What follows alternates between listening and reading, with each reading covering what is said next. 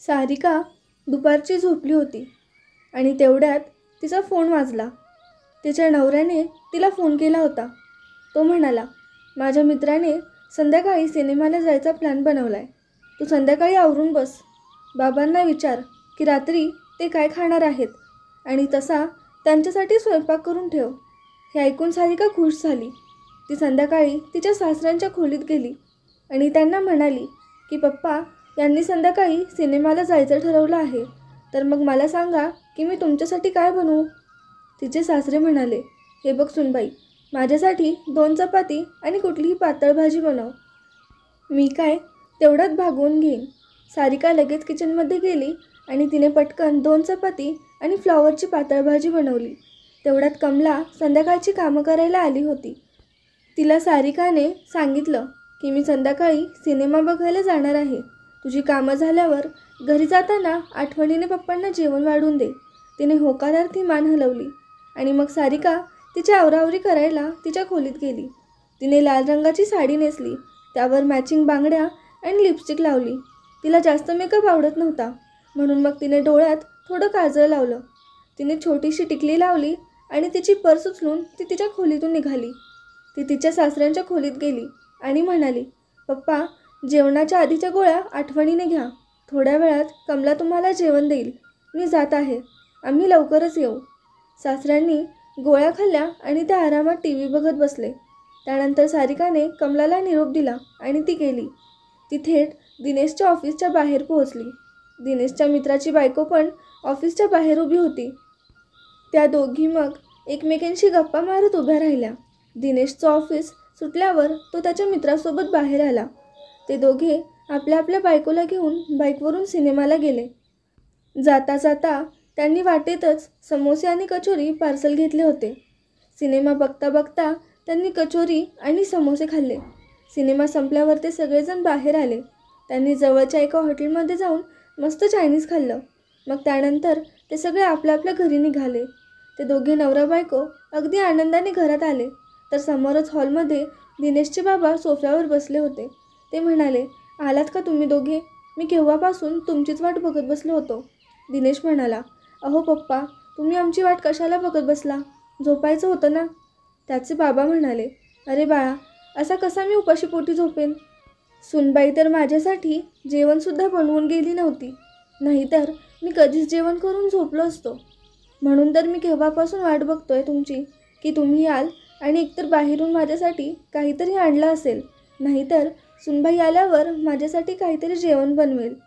हे सगळं ऐकून सारिकाला धक्काच बसला. ती म्हणाली, हे काय बोलताय तुम्ही? पप्पा, मी तुमच्यासाठी जेवण बनवलं नव्हतं का? दिनेशचे बाबा घाबरल्याचं नाटक करत म्हणाले, दिनेश, सुनबाई खोटं बोलते. तिने माझ्यासाठी काहीच बनवलं नव्हतं. मी तर दुपारपासून उपाशी आहे. हे ऐकून दिनेशला राग आला आणि तो त्याच्या बायकोवर ओरडू लागला. तो म्हणाला, मी तुला सांगितलं होतं ना की पप्पांना विचार आणि त्यांना काय पाहिजे ते बनवून दे म्हणून. का तुला बाहेर फिरायला जायची एवढी गडबड झाली होती की तू माझ्या बाबांसाठी जेवण बनवायचं पण विसरलीस? आणि तू मला बोलली का नाहीस? बाहेर तर तू स्वतः पोटभर खाल्लंस आणि इकडे घरी मात्र माझे पप्पा कधीपासून उपाशी आहेत.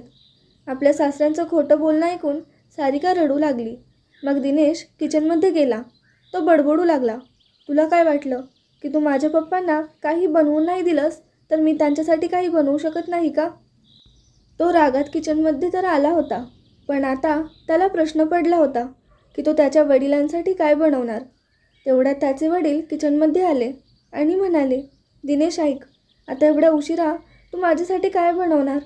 त्यापेक्षा तू एक काम कर, माझ्यासाठी फक्त नूडल्स बनव. मी त्यात ॲडजस्ट करीन. मग मी दूध पिऊन झोपीन.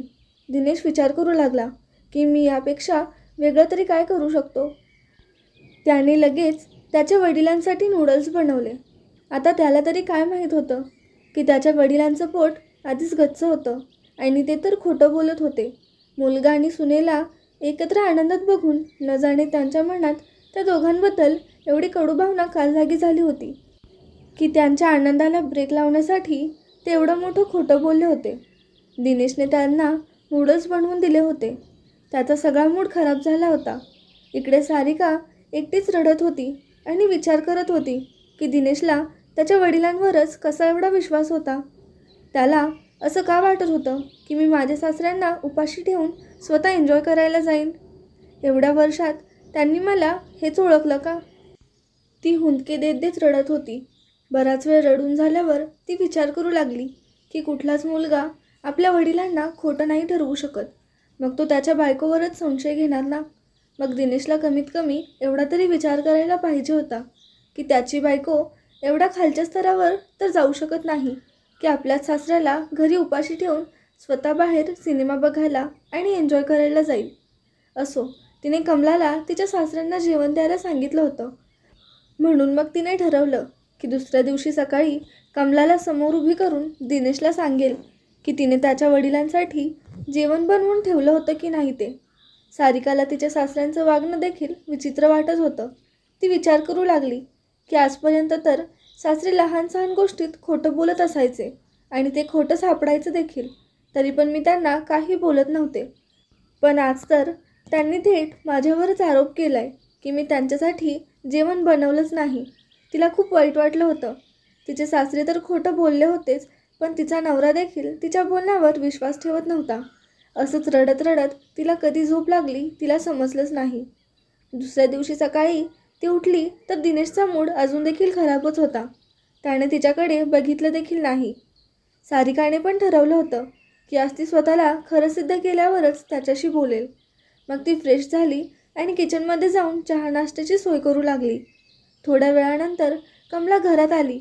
तेव्हा मात्र तिच्या सासऱ्यांचा खोटेपणा समोर आणण्याचा पुरावा तिच्याजवळ होता. सारिकाने तिला चहा दिला आणि म्हणाली, कमला, काल रात्री तू पप्पांना जेवण दिलं होतंस ना? कमला म्हणाली, हो ताई, मी त्यांना जेवण दिलं होतं. सारिका म्हणाली, पण पप्पा तर म्हणतायत की मी त्यांच्यासाठी जेवण बनवलंच नव्हतं.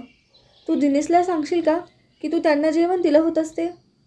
कमला हळूच हसली आणि म्हणाली, ताई, मी अशा बऱ्याच घरात काम केलं आहे आणि मला चांगलंच माहीत आहे की तुमचे सासरे थोडं खोटं बोलत आहेत. म्हणून मला वाटलं की उद्या माझ्यावर हा आरोप होऊ नये की मीच तुमचं जेवण चोरून खाल्लं म्हणून, आणि त्यासाठीच मी जेवण देतानाचा व्हिडिओ बनवून ठेवला आहे. तुम्ही दादाला तो व्हिडिओ दाखवा. हे ऐकून सारिका फार खुश झाली. तिने कमलाचा मोबाईल घेतला आणि ती दिनेशकडे गेली. मग तिने तो व्हिडिओ त्याला दाखवला, ज्यात कमला तिच्या सासऱ्याला जेवण वाढत होती. आता दिनेशला कळून चुकलं की त्याचे वडील किती खोटं बोलत होते. दिनेश सारिकाला म्हणाला, हे बघ, पप्पांना माझ्याशिवाय दुसरं कोणीच नाही आणि जर मी त्यांना काही बोललो तर त्यांना खूप वाईट वाटेल. पण आता मला हे कळून चुकलं आहे की ते खोटं बोलतात. म्हणून इथून पुढे त्यांचं ऐकून मी तुला काही बोलणार नाही. सारिका म्हणाली, माझ्यासाठी तर हेच फार आहे. मला माहीत आहे की पप्पा छोट्या छोट्या गोष्टींवर खोटं बोलतात. बहुतेक म्हातारपणामुळे ते असं करू लागले असतील, नाहीतर त्यांना खोटं बोलायची सवय असेल. पण आता जे पण आहे, जसं पण आहे, आपल्याला त्यांना आपल्यासोबत ठेवावं लागणार आहे. मला तर फक्त हेच पाहिजे होतं की त्यांचं खोटं ऐकून तू माझ्याशी नातं तोडू नयेस. दिनेशलासुद्धा आता हे मान्य करावंच लागलं की म्हातारपणामुळे त्याचे वडील खोटं बोलू लागले आहेत.